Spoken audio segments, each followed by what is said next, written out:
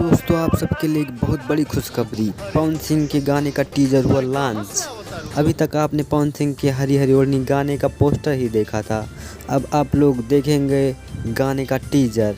हम आप लोगों को एक छोटा सा वीडियो क्लिप दिखाएंगे और ये रहा वो वीडियो क्लिप।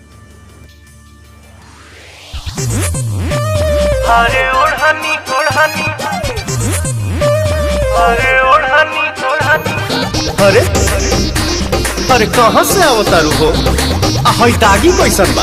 अरे अरे धर सरे धर धर धर। तो आपको बताते चलें कि ये टीजर DRS म्यूजिक चैनल पर रिलीज हुआ था अभी और ये आप लोगों के लिए बहुत बड़ी खुशखबरी है। पवन सिंह का इतना अच्छा बढ़िया सॉन्ग आ गया है। अगर आप पवन सिंह के बहुत बड़े वाले फ़ैन हैं तो चैनल को सब्सक्राइब करें और वीडियो को लाइक करें। हम पवन सिंह से जुड़ी सभी अपडेट लाते रहते हैं और भोजपुरी से भी। तो आप लोगों ने देखा ही पवन सिंह के एक से एक बढ़कर गाने निकल रहे हैं और ये भी गाना कोई गाने से कम नहीं है।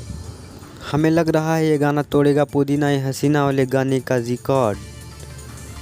अगर आप लोग भोजपुरी से जुड़ी हुई सभी न्यूज़ अपडेट पाना चाहते हैं तो हमारे YouTube चैनल को सब्सक्राइब करें। जय हिंद।